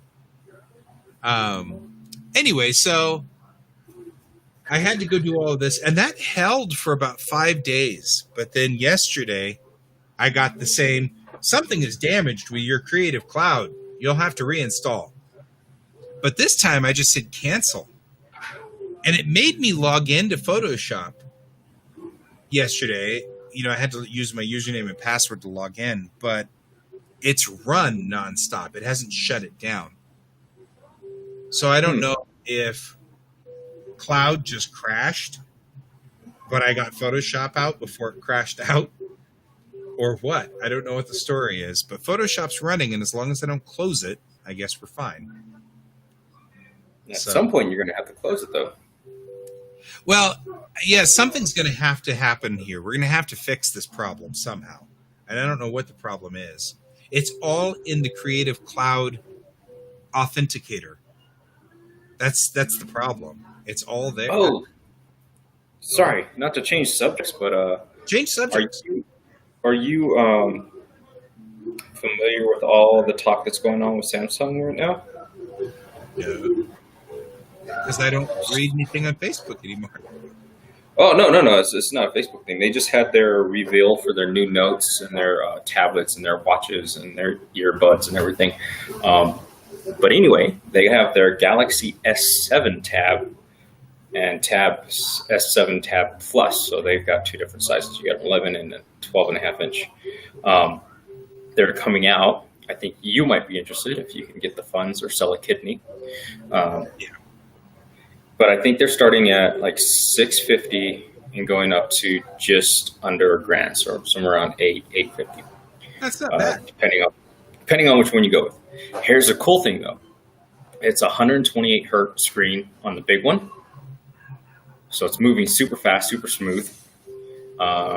It's got the new Snapdragon in it, which is like the high-end beast that you're getting. And then the pen, this is where it's cool. The S Pen that they have for the styluses, which is about yay big. So it's a little bit bigger, a little bit thicker. Almost kind of like a pencil that's been sharpened to about half the length or something like that. And so but it's got a 0.9 millisecond or 0.0009 millisecond delay on it. So it's right up there with the Apple Pencil. But the cool thing is that Clip Studio is coming pre-installed on the Galaxy. Yeah. But I think they're going prescription based. Yeah. Or subscription based. Sorry, not prescription, because that Yeah. would mean there's Prescription based. They give you medicine all the time. yeah. But I don't know what the price is going to be. One guy that I was listening to on YouTube was saying it could be $5 a month or $25 per year. But you get 6 months for free for just buying the tablet. Right. So if you have Clip Studio Paint with a serial number, you're grandfathered in. I don't know. I'm hoping. No, But I mean, at the same time, so far that's what I've seen. Because so you've heard about Studio this. Paint updated, because I had to install again from the web, Mhm. right? Because I mean, I don't. Well, you didn't hear about this because, yeah, I got a new computer. See this big black thing here? It's my new computer. It's very cool. It has a 2 terabyte main drive and a 6 terabyte secondary drive. So what I was going to do was take my two 1.5 terabyte drives and just copy them over, right? So I bought this thing, this like dock that plugs into the USB 3.0, and you just snap your hard drives in on top of it. You know, the internal hard drives, you just snap them in on top, and then they become another hard drive on your desktop, and you can just copy stuff over. Well, apparently I got the defective one. Oh, Because that sucks. it stripped both hard drives of their NTFS file system and reduced them to RAW. So the only thing I've got left is whatever was on my cloud drives and the like 3 folders that I copied over before the hard drive started throwing errors and dying. So I have been rebuilding everything from scratch. Well, with cloud, that was easy because cloud's already installed off of the cloud app, so that's not a big deal. And Office came in, you know, because Office. But I was worried about Clip Studio Paint because I now don't have the serial number anymore because that's in a folder on that hard drive over there. And I can't get to it anymore. However, I logged into Clip Studio Paint's website and the password was the same. And then it said, okay, you have a serial number, but it's registered to this computer. Do you want to disable that? I said, yeah. And I said, okay, well, we can enable it on your computer now. Okay, cool. And then it downloaded, and it loaded just fine. It said, since you have a serial number, you're not on subscription. And I went, oh, okay. So serial number apparently means no subscription. Subscription, I think they said $16 a month was what they were saying. That's actually kind of cool, but I'm wondering if that's going to translate over to Android, because this is an Android-based Clip Studio that's on those tablets. Right.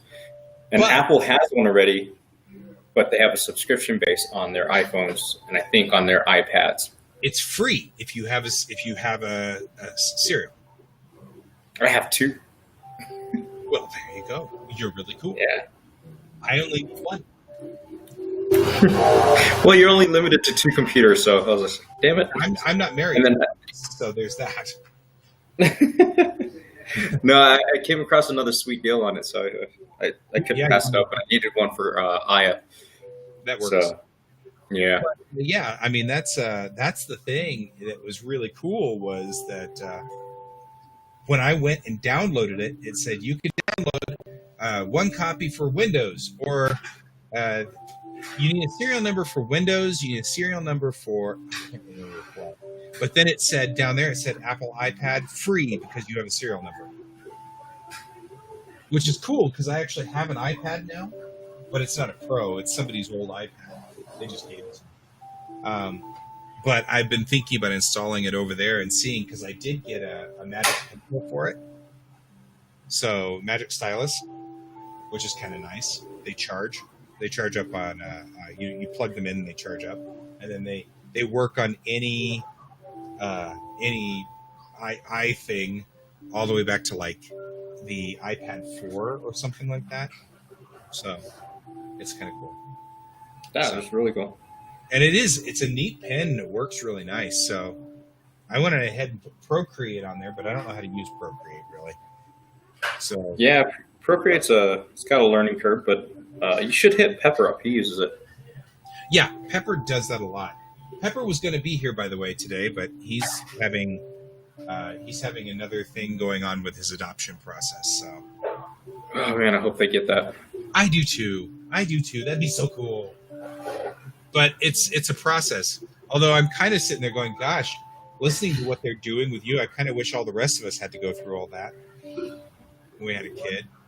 Because, I mean, I'm a good parent, and you're a good parent, but I know an awful lot of not good parents. As a Right. teacher, I have seen far more than my share of really lousy parenting. You know, you and I would pass pretty clearly. We'd pass with flying colors, but I feel like a number of my parents wouldn't have passed. Well, okay, guys, we're up at noon now, so I'm thinking of lunch. I'm hungry, so. Was And my wife just came in here with a big grin and a please. So, well, if you were thinking about staying on, that's not happening now. yep, it's not happening now. She's gonna stare pointedly at me until I get off the call. So, okay, guys. Yep, she's staring pointedly at me. Pointed. It's very scary. I'm actually kind of worried. This is not like Christina, who is over there just harassing you. Well, she's also working. Yeah, my wife's working too, but I think about the time for everyone to break for lunch. Okay, my friend, it was good having you on the show. You too. And hopefully you can, if you're still off next Friday, you can join me.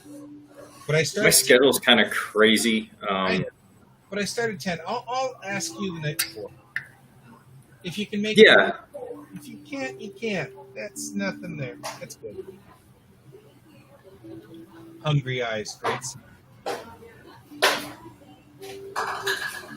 you have hungry Wait, is it the Patrick Swayze version? It's my wife's giving me hungry eyes now.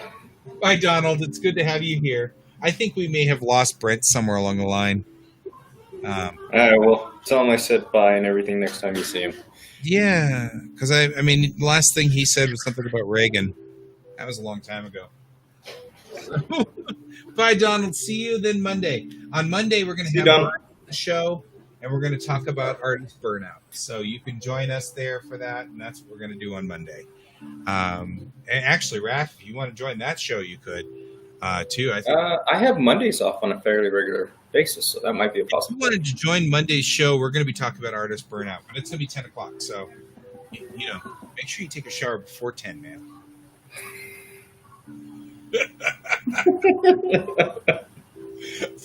I love you, Raph. I'll talk to you Love you later. too, man. All right. See you later. See you guys later. Bye-bye.